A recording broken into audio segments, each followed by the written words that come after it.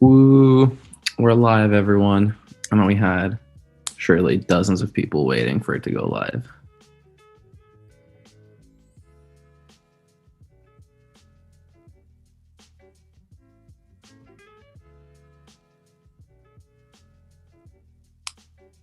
How's everyone's morning going? We'll give it a few minutes so people can trickle in.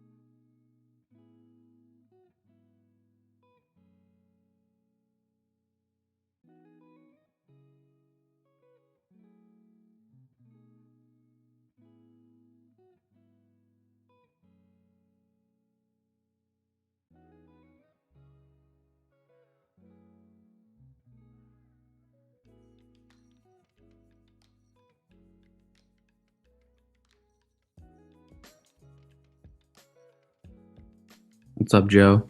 I'm doing fine. Things are pretty misty here today. How's New York City?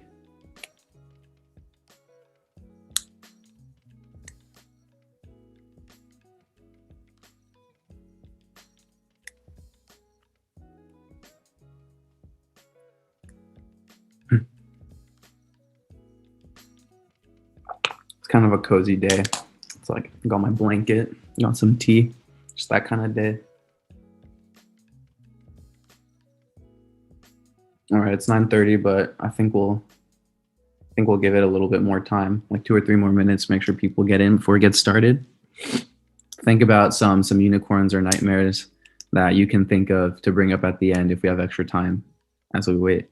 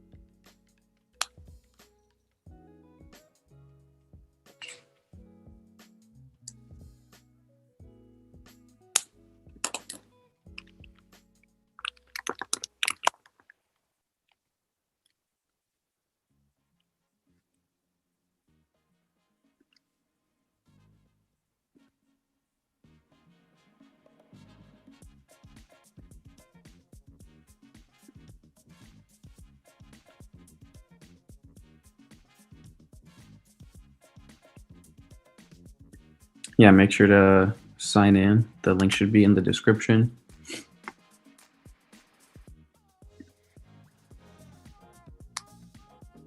What's up, Grace?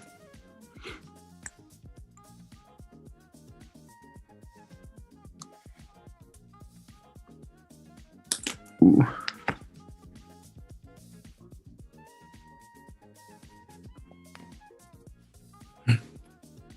How's it going, Julia? You ready for your pitch this evening?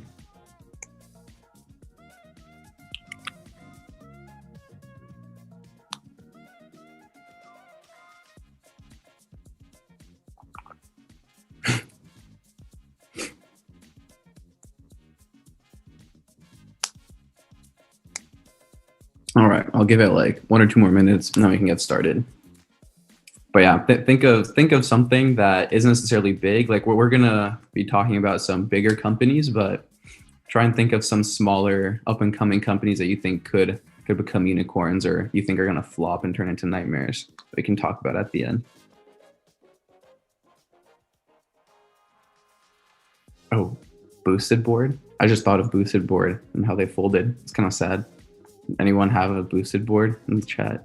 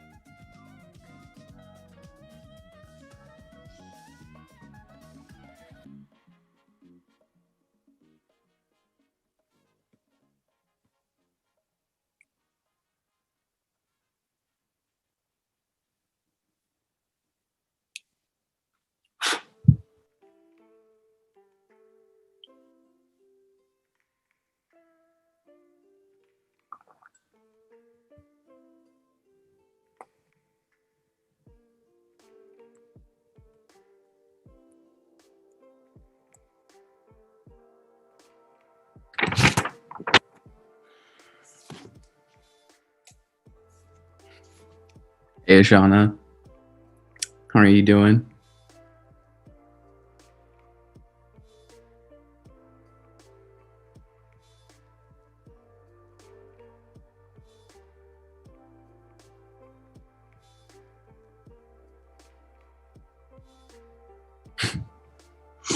All right, all right.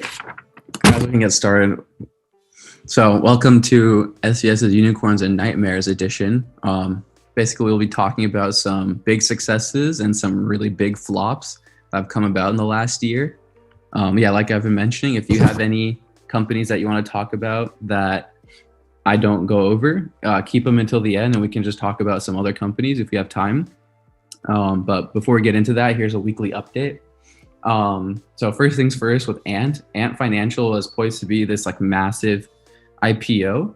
I think it was like 3 or 4 times the size of PayPal by expected valuation.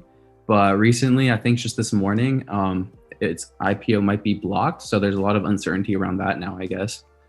Apple is announcing a new event next week where we're expecting the new ARM-based Macs to actually be available for the public. This is a big deal because they've been with Intel for the last like decade plus, and it was one of Intel's largest like holdouts. Their mobile chips were an industry leader, but now they're facing competition from AMD and with NVIDIA acquiring ARM.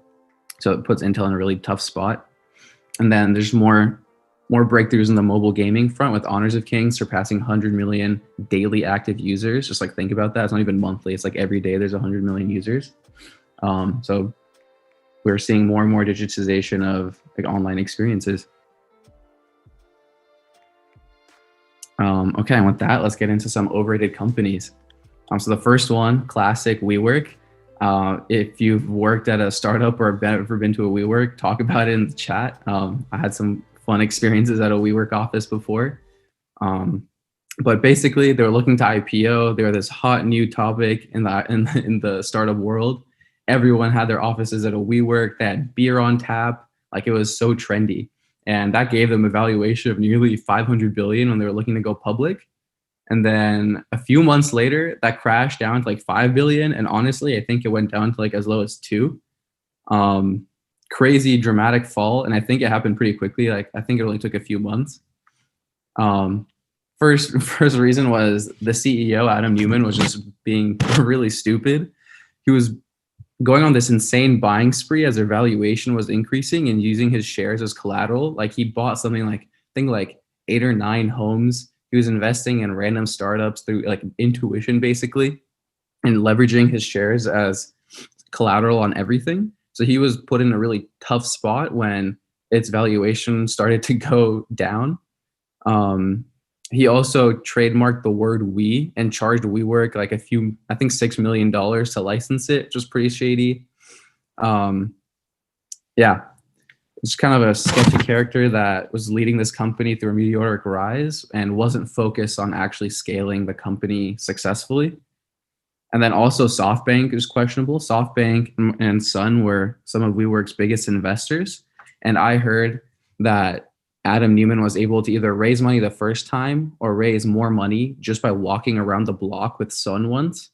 Like no financials really shown, no like data team looking at all these financials. It was just one like 15-minute walk was enough to convince Sun to invest a few $1 billion into WeWork just casually.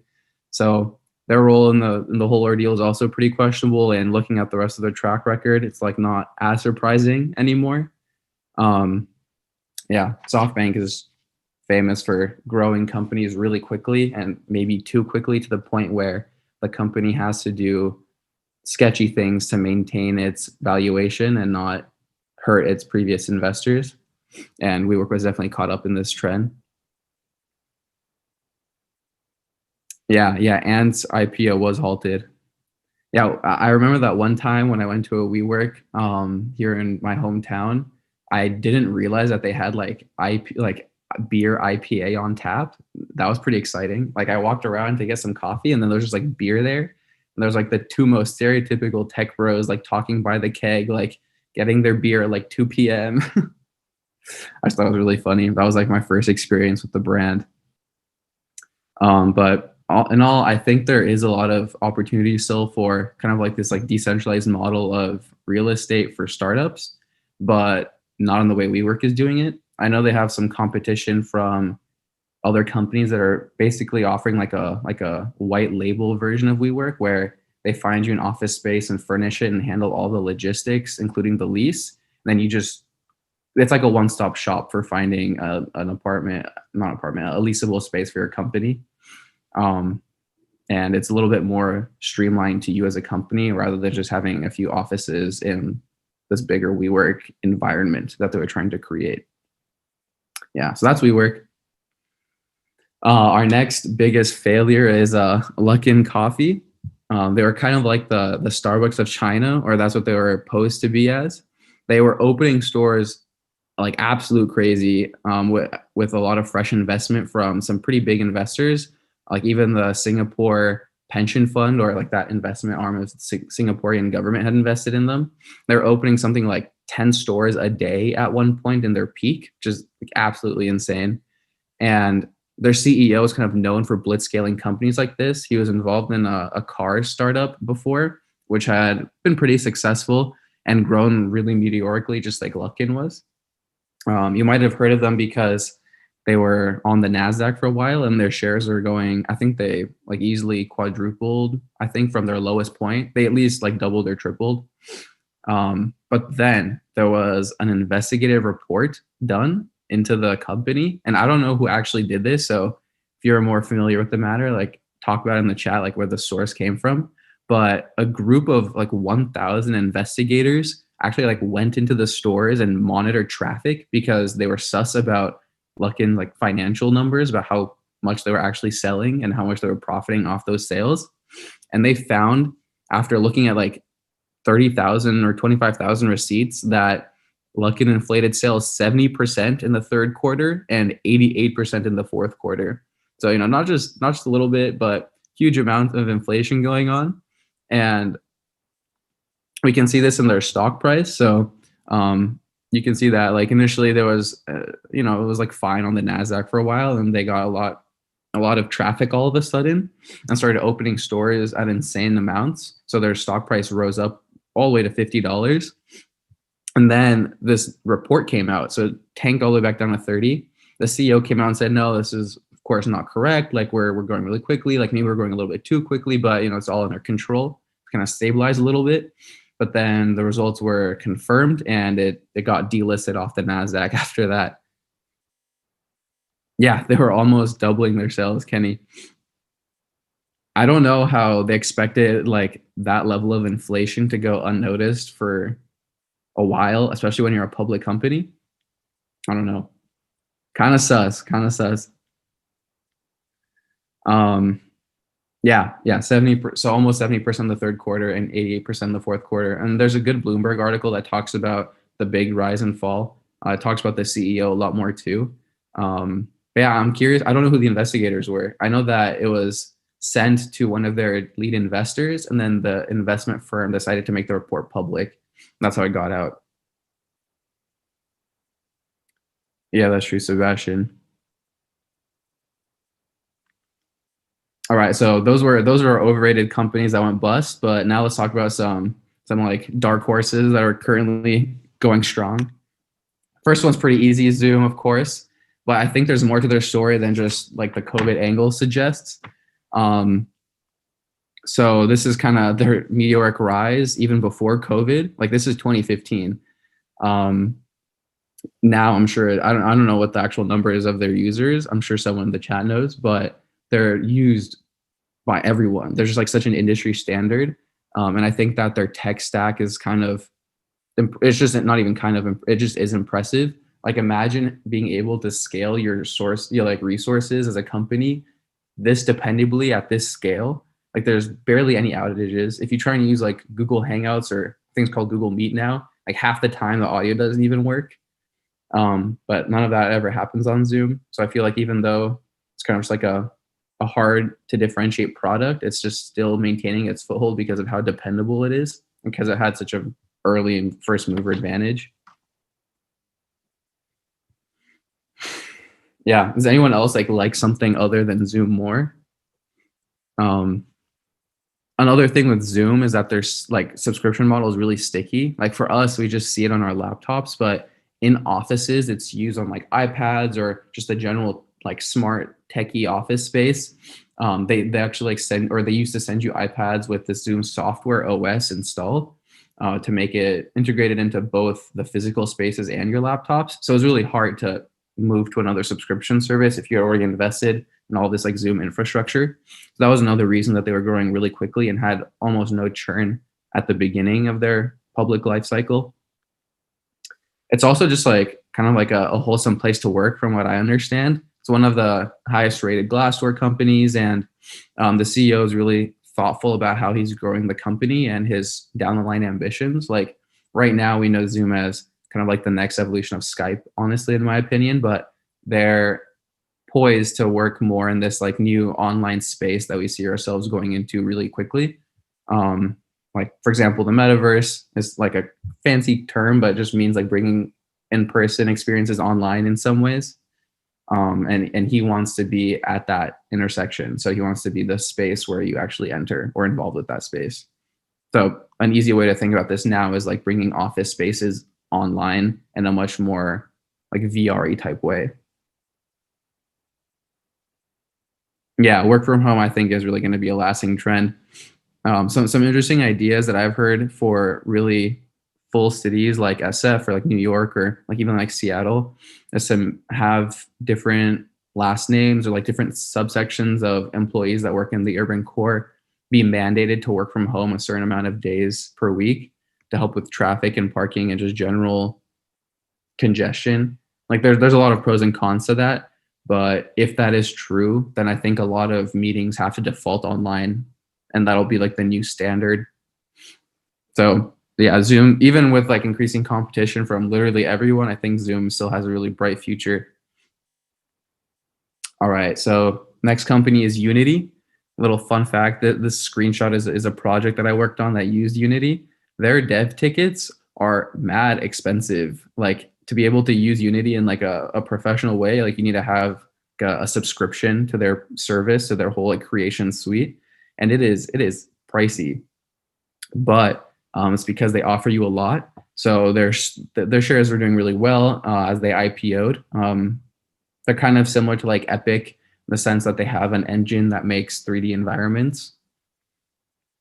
But when you compare it to Epic, they're a lot more decentralized. So Epic makes its own game. That's kind of where their engine came from, right? Like they didn't come out looking to provide this engine for everyone. It was just really good engine. But Unity is kind of like the standard for everyone else that wants to create something in-house. They have really good dev tools, so they have a stronger connection to develop the general development community than Epic does. And they have really strong VR tools right now and AR tools, which is something that Epic doesn't have. They're kind of like Zoom in the sense that they're just dependable and solid. They're not going to like bring Apple to court and freeze its assets for you. Yeah. Does anyone play any games that are based on the Unity engine? Talk about that in the chat. And yeah, so another thing that makes their subscription sticky is that like once you start developing with their tech stack, it's almost impossible to go off it, right? Like I don't know if any of you have used something called Xcode before, but it's a way that it's the way you make apps for like Apple devices, and you need to own a Mac to be able to use Xcode, and you have to use Xcode to code for Apple products, basically. Of course, there's like edge cases, but you kind of have to. Similar with Unity, so you either use Epic's offering, which is not as ideal, or you use Unity, which gives you this whole suite. And once you get ingrained, you have to keep on using it no matter what they change their prices to or what happens. Zoom is superior to just phone calls, which is what my dad would do all day before then, since his team is all spread out. Yeah, yeah. I wonder how many people actually like use the teleconferencing feature on Zoom. Like I think I've only seen like 3 or 4 people ever call in from their phones. Oh damn! One of your friends tried coding on Unity before, Kenny. Yeah, it looks pretty cool in the sense that if you're not super familiar with software, I think it has like this like environment where it looks a lot like After Effects, like Adobe's After Effects. So if you're familiar with like 3D animation, you can kind of start making 3D worlds in Unity that are interactive. I think is pretty interesting. They look at development in a very different way than a lot of other companies. So yeah, definitely a bright future. And then controversial picks. So I only have one for this one. So I'm kind of banking. Oh shit, Genshin Impact. Yeah, something I didn't know about Unity is that they also offer a lot of services to mobile games. This is something that they've, I think, expanded in the last year a lot. But most mobile games actually use Unity, which is insane. And yeah, I only have one controversial pick. So think about some controversial companies that you like or you really dislike, and talk about it in the chat, and we can have some conversations after this one. But my pick is Palantir. Um, Palantir's mission is to be the OS of government, which I think is pretty sketchy personally, but some people are really into that. They have a really strong leadership team. Like they have some Peter Thiel involvement, and Alex Karp is their CEO. I also think it's kind of funny how like a Haverford grad is now the CEO of Palantir. I wonder how that happened. They kind of put themselves at this like contrarian position to San Francisco's culture. Like they keep on saying that they're going to relocate their headquarters to Colorado, which I think is like a truer liberal place than San Francisco, which is kind of interesting. But yeah, they have this like really strong libertarian spirit in their leadership and try to bring that to all of their projects. But from some people that I know who have worked there, they say that there's actually a lot of tension inside of the company because the workforce and the actual employees don't align with their leadership's values. Maybe it's another Facebook situation going on. So I wonder like long term how much impact their like new rebellious spirit is actually going to have on the broader landscape of companies in SF.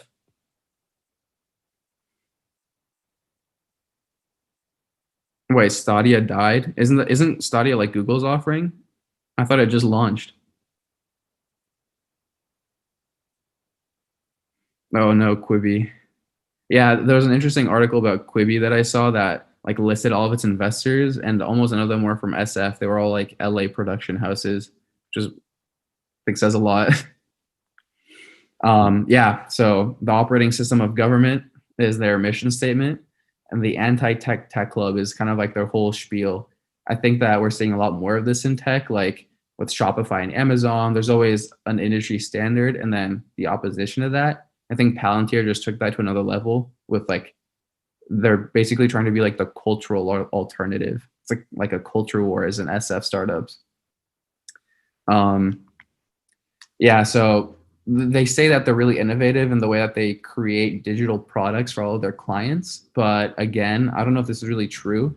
A lot of the time, it seems that they just have like internal tools that help them in their projects. So it's kind of like a tech aided consulting company more than some kind of transformative new operating system for government company.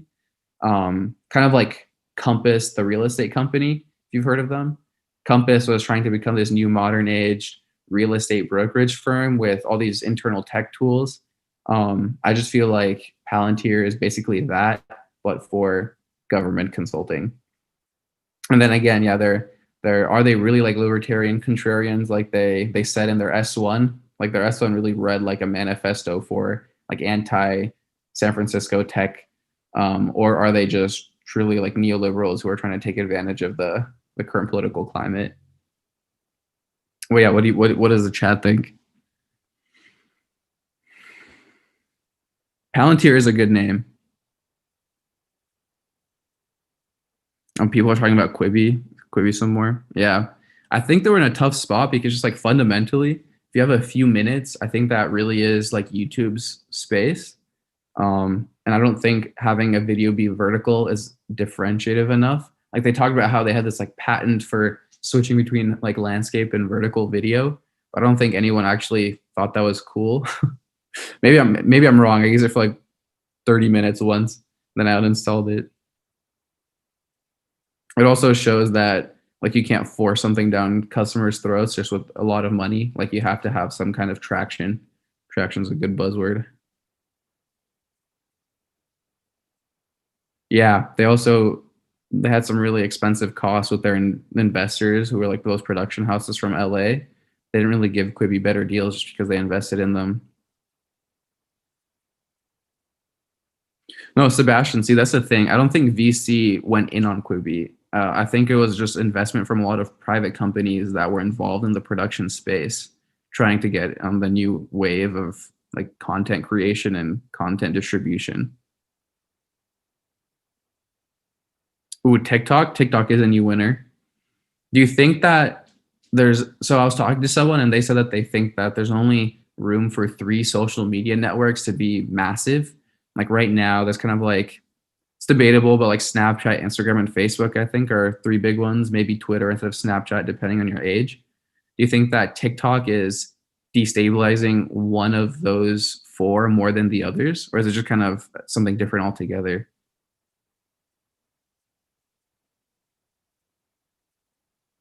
I don't know. When Quibi was launching, someone said that it was just very bad timing for Quibi.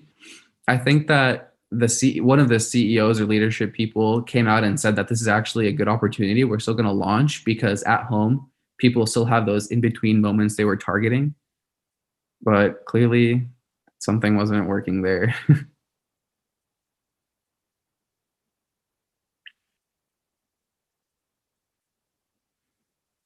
TikTok is replacing Instagram, said Sebastian. Yeah, Instagram is so bloated. I think that Facebook has just no real direction with it. They're trying to make it like a super app, but I think it's not poised to do that super well. Like I don't know if any of you have this update. They're definitely doing some A/B testing, but they're thinking about changing the bottom bar, which right now has like your homepage, your like search, like posting, activity, and then your personal profile. They're changing that to have reels in the middle where you used to be able to post, and then a shopping page right where you used to have activity.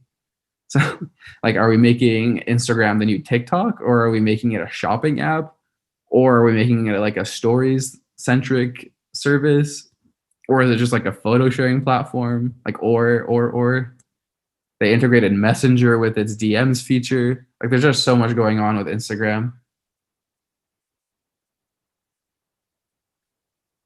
Yeah, Instagram has not developed well at all. I agree with Sebastian. Sebastian, what do you think makes TikTok's algorithm disgusting? Oh, like it's just really good in a disgusting way. I see.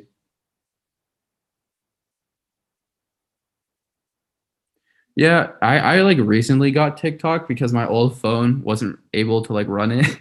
It's like wouldn't load, and it is really sticky. It's kind of insane how well it learns your trends quickly. And I was like reading this article about it, and they suggested that just because it's video instead of photo, they have way more touch points to see what you're engaging with, and they can tune it better. So they just took this gamble that they were going to tune its algorithm really quickly for you. So like within your first 2 or 3 uses, rather than giving it like a week or 2 weeks to become streamlined to you. And that risk has clearly paid off. Yeah, Snap was dying, but it's found enough of a niche to not die. They're making money with their whole like discover production system and their lenses. Once they started adding public lenses, I think that was their biggest money maker. Does anyone actually like look at Snap's like news stories? I think those are like legitimately some of the worst experiences of like media ingesting that I've ever had.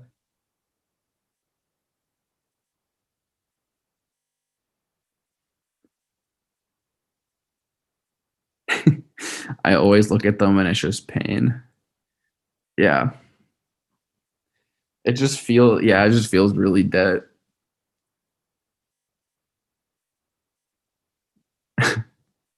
I wonder why I feel like Facebook could have done this. Like when I'm thinking about TikTok again, and in many ways, like Facebook's news feed is pretty video centric. I think a lot of the time, maybe that's just like what I've seen. I don't use Facebook that much, but they could have gone in really heavy with like their like algorithm, right, and made it more sticky. Maybe they're just afraid to because of the amount of like data concerns in the US, or they just use it more for advertising rather than keeping you on the platform more. Yeah, because like Facebook and TikTok, I think are like pretty similar, like UI wise in many ways. Of course, it's different, but overall, I think they're pretty similar.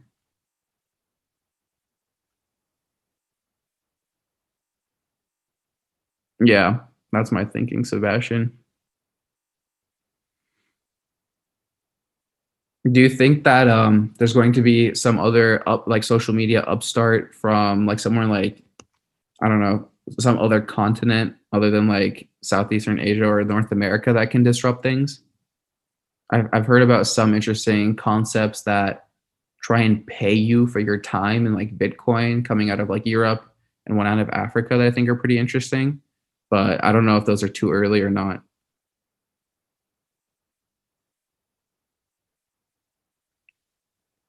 Yeah, I only have a Facebook because my mom made me Kenny, and I feel like a lot of people on the East Coast use Messenger, but I like never use Messenger in my back at home.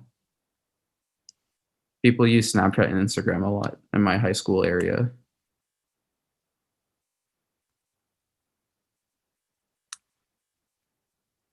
Yeah, there's like all those quotes about Mark Zuckerberg talking about Instagram as some kind of either the next big Facebook competitor or something they can grow into the next like monster that came out in like the Monopoly hearings. Ooh, fitness startups. Like Apple is also doing their Fitness Plus thing with their Apple Watch integration.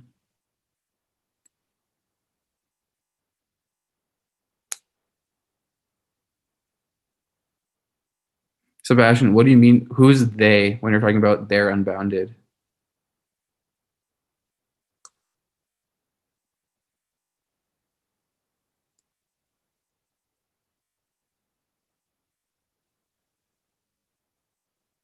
Oh yeah, yeah. Joe, personally, I think that these fitness apps are I don't know how like how they're this successful considering their price. Like maybe that's just me, but I feel like spending so much money is not sustainable long term, but they're still just raking in those sales.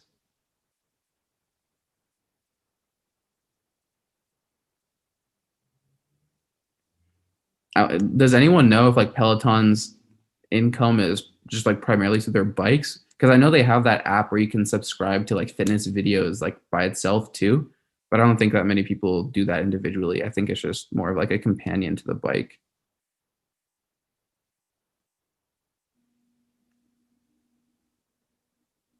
I mean, yeah, Sebastian, people are saving money from other sources, but I think most people have also had like a drop in income.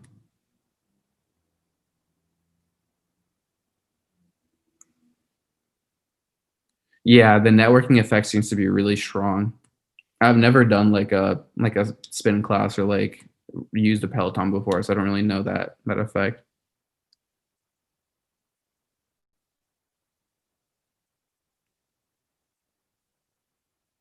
Yeah. Do you think that having like a physical product connected to the subscription is important?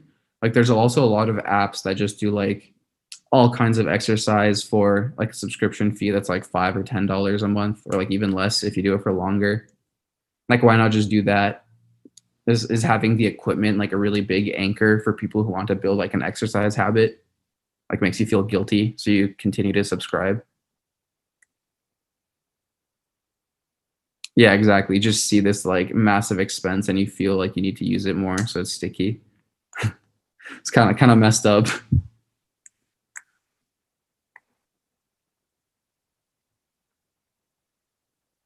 What do you think Peloton's next step is? Like what's their next evolution? Like what would be Peloton 2.0? Like right now they have online classes and bikes. Like what's their next big step? I have an idea, but I want to see what other people think too.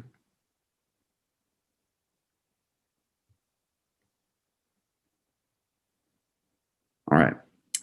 My chat is delayed. So I'll give my idea. Yeah, someone just said AR. Yeah, I think they actually bought this company where you can like go running in AR with like other people around you.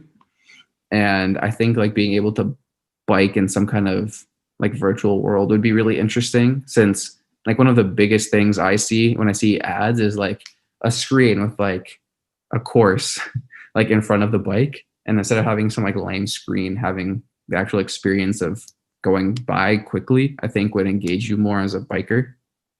I don't know,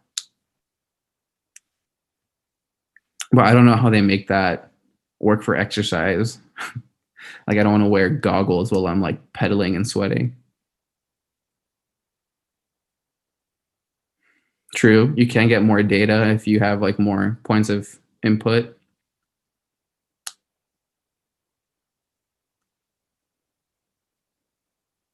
Wait, Joe, what is this Zoom link?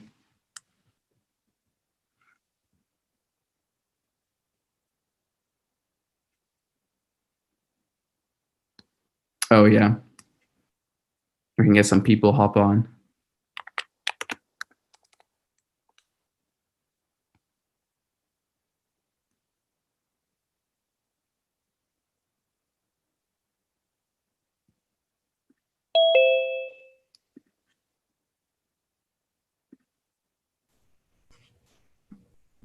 Greetings. What's up, Sebastian? Good. What's up, Sebastian? Good. What's up, Sebastian? Oh my god. All right. I was gonna say for the Peloton thing, I feel like the difference between what they're doing right now and the AR is so great that like I don't think Peloton will be the one to do AR fitness necessarily. 'Cause it's like such a huge shift they're gonna have to make. That's true. Do you think like Apple is positionable to do that? Mm, I don't know. Depends how much they emphasize exercise and like integration of Apple stuff Yeah. in this like round.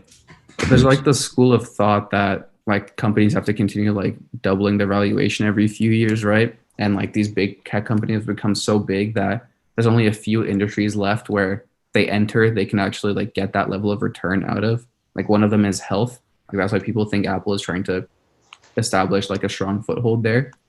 So I Mhm. think like with their current Apple Watch as like a medical device and Fitness Plus experience integrated, Hmm.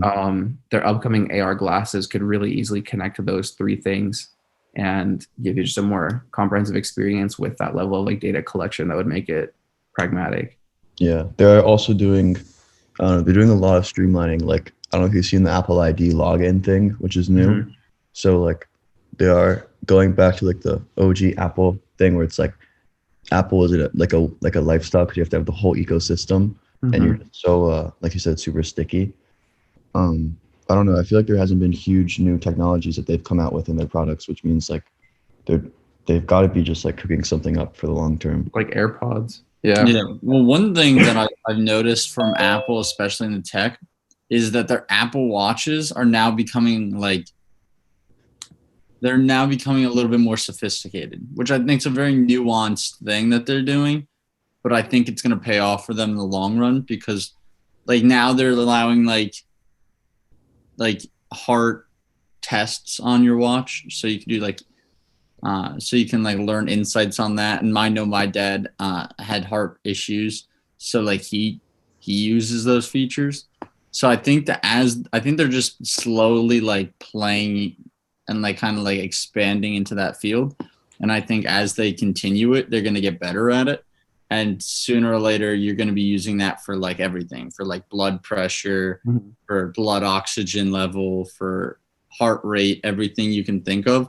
They're going to try to bake into wearables if they I can. think I think that so in one of my classes actually recently, the like head of Google's health division came to speak and he had a lot of negatives to say about like the Apple Watch, which I Mhm. haven't heard about before. And one of his biggest, or at least what he heard from the people he talked to as a complaint, was that a lot of the time it creates false positives since these instruments aren't as accurate as they could be yet since they're being miniaturized so quickly. And rather than having like false negatives, they err on the side of false positives. So it's actually like creating more scare around some of these conditions in people that don't have it than it needs to, which I think Mhm. is just like interesting. Like as we continue to add this functionality, like maybe we're adding more strain on our medical system than we need to with increasingly bigger scope conditions. There, John. Nice. Oh, Thanks for joining us, man. What are your thoughts on this? on Peloton or like the Apple Watch thing. Whatever. I was just thinking that like Peloton would be a really good acquisition target for Apple because their products like have really good synergy, like the stickiness and like their ethos too. Like basically they sell one device and then they have reoccurring revenue, like Apple with the Mhm. iPhone and Mac, keeping them in that ecosystem. If they could acquire Peloton, they could definitely that'd be pretty sick actually.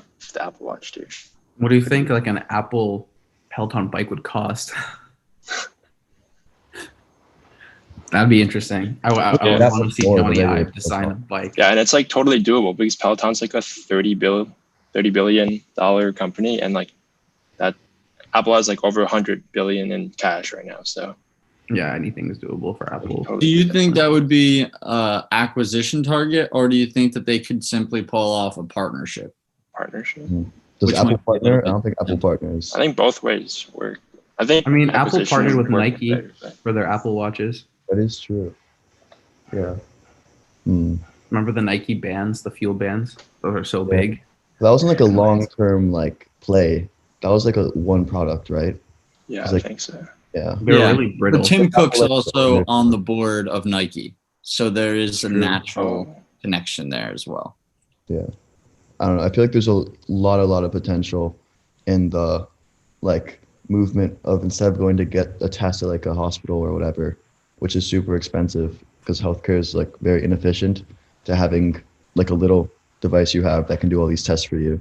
Like I feel like they have a lot of potential to just change like the norm for that. But they have to make sure it's 100% accurate. Like they have to make it trusted enough where it'll be like taken in by a doctor. they can Mhm. like low key expand to like telemedicine too Exactly. with these devices, like Teladoc, Livongo, Yeah. like those companies with these devices. All I right. can like partner with them too. That'd be pretty sick. I'm just curious. I have a question for you two.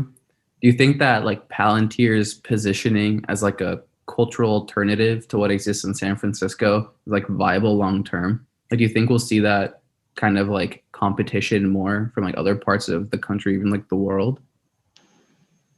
Not to put you on the spot, but I like have read about Palantir, but can you give me like a 1 minute summary of like? sure. Yeah, no, Palantir is just basically positioning themselves as like the like anti San Francisco tech company. Mhm. Like their leadership is like very proud of their libertarian like values. They're like arguing to move their like headquarters outside of San Francisco because they don't agree with like the region's politics.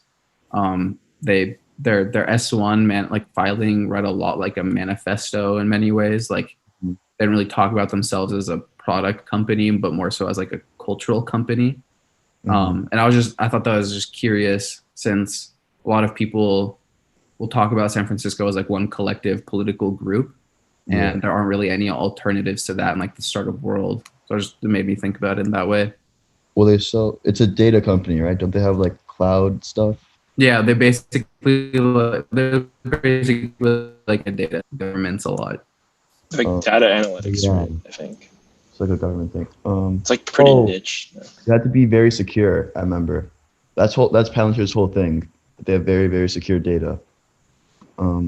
Yeah, they basically like work with random governmental organizations and consult them using data. But Yeah. Well, if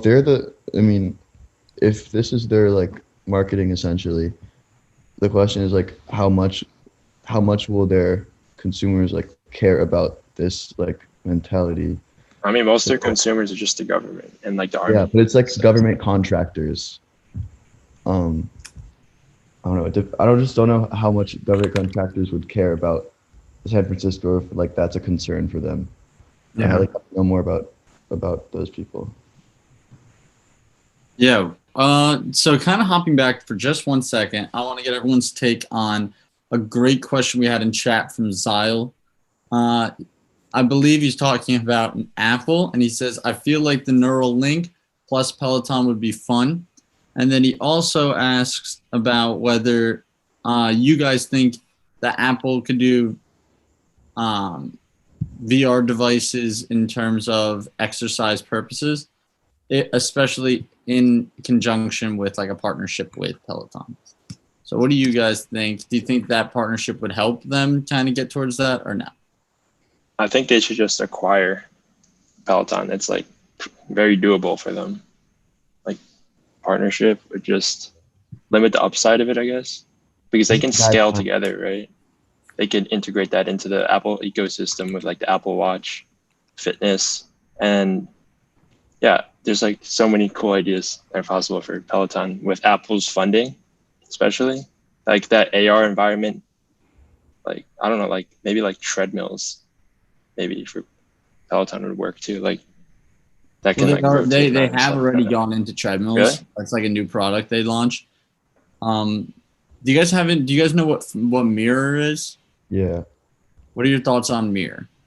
Because I'm personally not as high on Mirror as I am on Peloton. I just haven't heard as many people using Mirror as Peloton. Yeah. I don't know. It's like the classes, right? Like you're just following an instructor and it's like right in front of you. Yeah, pretty much. I don't know. I feel like you're looking at a target like the people that you're targeting are like high income. They're going to spend a lot of money on exercising, I think, like no matter what.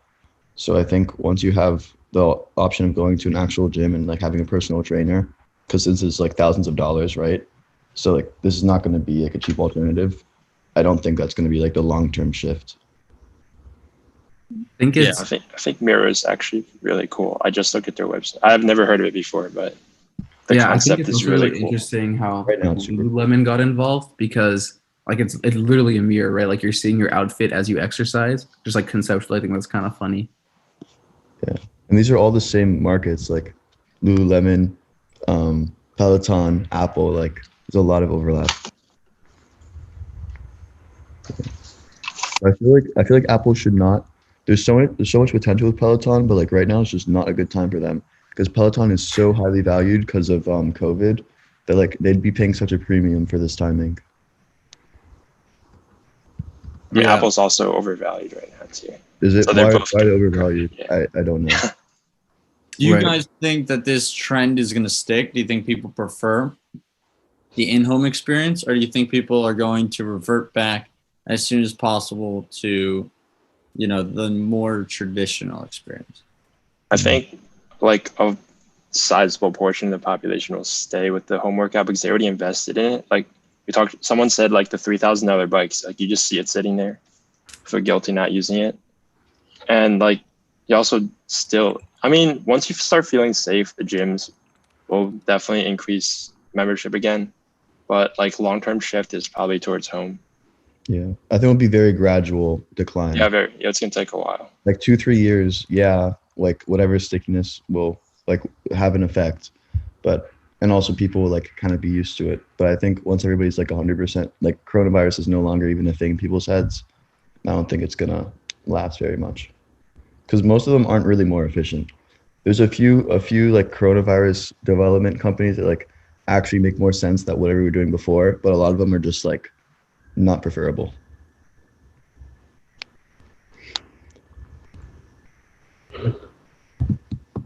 Yeah, it's interesting that like that's what someone in the chat said, that like you can just buy a DVD for a workout that costs quite a lot less than like what these people are offering. Like I guess that was like my dilemma with these, because you could just buy a treadmill for like a few $100s and like see it sitting there, like have that cost associated to it. So like the differentiating factor is having a subscription on top of that expense, right? I guess it's sticky enough for it to be successful now. But Yeah. these two things exist a lot separated already.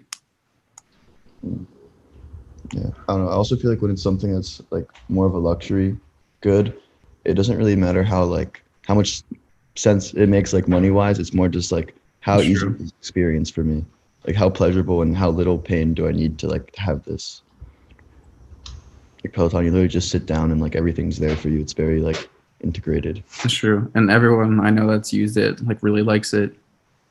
It doesn't matter if you can really justify the cost. It's more like how much do you enjoy it. So one Reminds me quick of- transition real quick. So currently obviously travel's been down and that travel's tanking, and as a result, Airbnb has specifically took a hit. I still am pretty optimistic on Airbnb, but how do you think they're going to recover from this like pandemic, which has currently like crushed them? Apparently like the numbers say that they've already recovered like a lot of the losses so far. Like the bookings are way up again recently, I think. And they have their IPO like in December, right? I think. Yeah. Very soon. What are their fixed So- costs? Oh, they're still losing money technically. Is it just like servers? Like, what are they spending money on? Yeah, that, and I think just like general fees to different municipalities. But I think that's integrated into their product offering. Right, like that. I feel like they have very little fixed costs because I feel like Yeah. I'm not sure, but I don't think they have anything that large fixed. I know I one think of their the worry biggest is, spends. the worry is that people are like, it's more about the people that are lending on the site and people that are offering homes, and making sure that something else. yeah, and making sure that it's an experience for all of them that's pleasurable, because it's going to take like both sides. So you don't want to depress the market too much, or else no one would want to rent their house out if they feel like they're not getting the right value. Mhm. And then buyers, they know that there's such, occupancy, like there's such a low occupancy across hotels and Yeah, different things, so they're not willing to pay more. So I think it's going to be like a balance to find that middle where Yeah. both parties are like fine with taking whatever, even if it's not necessarily optimal. yeah. The pricing. Like the question is how much more depressed is the Airbnb market for prices versus general housing? Because like I'm not 100% sure, but I know Airbnb specifically are very cheap right now, at least in New York City, and I think apartments are also like significantly cheaper right now. So it's is that much of a difference? I think with Airbnb and just like general renting, it doesn't really overlap as well, because Airbnbs are like completely furnished. You have all kinds of like there's just one fee that you pay, while apartments you have to have like utilities, They have like renters insurance, probably, et cetera, et cetera. So I feel like it's just two different camps. Mm-hmm. Like for the perspective of somebody with an apartment who wants to like make value for it, like will they make a lot less renting it out versus Airbnb? Like you go. They probably wouldn't make less money. It's the issue is Airbnb is yet to really fully tap into the long-term stay options. Mhm. They've kind of been like there, but they haven't really established themselves in that kind of way. So to sublease your apartment would be for a fixed amount of time, usually around 4 to 6 months. But Airbnb, you might be Airbnb-ing it for like a week or a weekend. So it's just, would you rather that like secure bag and be like, yeah, I'm going to get this full sublease, or you could probably make more money if you happen to have like perfect occupancy for that span, but that's highly unlikely, and that's kind of taking a risk. So it's about volatility of demand, which I feel like people are expecting a lot less volatility now. I feel like you could expect that you'll probably have people wanting it pretty consistently. Whereas like 6 months ago, I would have been like, yes, I want a 6-month sublease. I don't want to like leave this up to whatever conditions. Like if there's it's going to depend on a lot of the different consumer preferences. I think personally, people are still kind of a little worried to like get into long-term things, because if there's another spike back in the city, no one's going to want to rent. Like people are going to be like, I'm just going to go back home. Why am I spending money to be in the city? So I think that as of now and for a little bit, it's going to be bad, especially until we get a vaccine, just because of the instability. But I do see that people, like I can see that people like around the age of 25, they are probably going to increase their usage of Airbnb. I think that people see this as an opportunity to like capitalize on like maybe some trips they wouldn't have been able to go on otherwise. Yeah, so I think that's definitely a cool opportunity, and I think that they should really focus on that for the short term. Like as Airbnb, like as a company, you kind of have like a win-win scenario here. Like people either can start exploring on like more traditional patterns that we had like pre-pandemic, or like we're seeing now, people can start exploring their immediate areas a lot more. So like they're not susceptible to like changes in geographic trends like traditional, like their competition is. Like they just need activity, and people are still going outside of their homes and using the service. Yeah, Like finding either way. Use it. Like if you find a new way to use it because of like the current situation, that could still carry over. I feel like Airbnb has a lot of potential for like I feel like they do a lot of things a lot better than hotels. Yeah. For better price, and like even for luxury, like at every price point, it makes a lot of sense. So even if they're going to be depressed now for a little bit, long term, they could even rebound because of like they'll come back stronger. Like luxury vacation will definitely rebound after coronavirus because people like want to go on vacations. If it's been a year and a half, they haven't gone on vacation, they haven't spent that money, they're going to want to like do something very nice. Like I think it could have a like very sizable rebound effect. Brian Chesky is also like a very strong leader. He's like very intentional with all of his decisions. So I think they're like very strongly positioned for the next like 5 years. Is that a public company? I think it's about to be. Yeah, IPO, very like end of the year. Okay. Yeah, make sure to sign in and get credit for coming. The link is in the chat if you haven't already. Yep. I have a question. Yeah, go for it. So like kind of getting back to the like idea of post-pandemic rebound in specific industries, like businesses, where do you think we'll see that? Where it's like something that we haven't been able to do for a while will like jump back in. Like one thing I think might happen is I think like nightlife might be huge, like way bigger than normal once like coronavirus is like over, you know? Can I offer you an answer to your question that is not an answer to your question? Which is, I can tell you which industry I think is going to take a hit, and that's going to be food delivery. Oh yeah. I think food delivery right now is riding high, and I think that they should try to ride that as long as possible. Because I see people really looking to go out in the future, especially like as immediately post pandemic. I see that like people are going to want to get that restaurant experience again. They haven't had in a while. I know I haven't been out to many restaurants, you know, in the last 9 months. So I think that people are going to be itching for that. And I think that they're going to have to watch out. And if you're investing in one of those companies, you're going to have to hope that they have some kind of strategy to really build up loyalty, because I think the overall market's going to go down. So the only way they're going to stay in the current position is if they're able to take larger market shares. Yeah. Because I mean, Yeah, like all the work at home stocks, like companies in general, like even cloud, e-commerce, like they're going to start pulling back soon if the vaccine comes out, because right now they're like, their valuations are insane and there's not much more. They're like priced very well for where they are right now. And with pullback in demand, the stock prices are going to go down again. I think something that we won't see return are like smaller local businesses that can easily be translated online. So like I'm thinking of like small clothing stores that are nearby, or like small craft stores. Like I think a lot of them have suddenly been pushed to sell online, like Shopify or like BigCommerce or like Big Gainers. Etsy. Yeah, really Etsy too. Like there's so many options to go online, and they've kind of been forced to learn those tools. And with access to like the internet as a marketplace, like why maintain 3 or 4 stores in a town instead of just having maybe like one where your studio is? Now you can just sell online everywhere. yeah. So I think we'll lose a little bit of that like communal store experience. Because it's like when you're going to go somewhere physical to do something, like for example, going to a restaurant instead of ordering food online, it's like, what are you getting out of it? And I think lots of times it's more like a social activity. Like you go out to eat with somebody, you get food.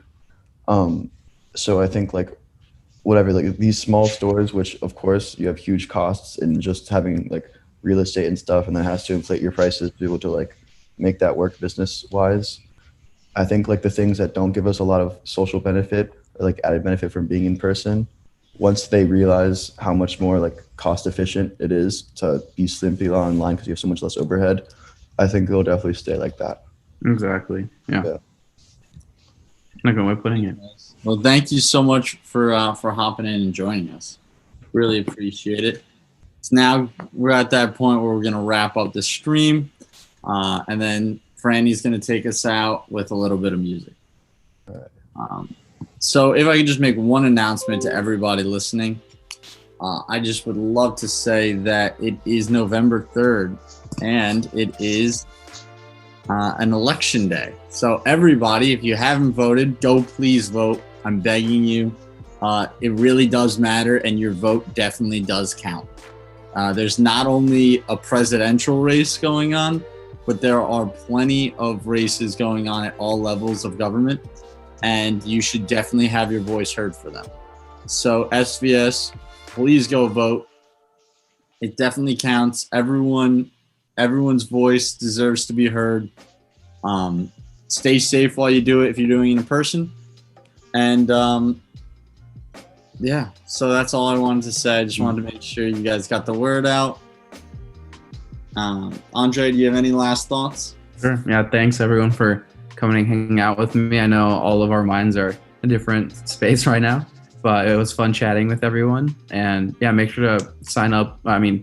Record your attendance through the link in our chat and description, and stay safe today. Yep. And Andre, thank you again for doing this. Andre did a great job, everyone. You'll see him again very soon, I bet.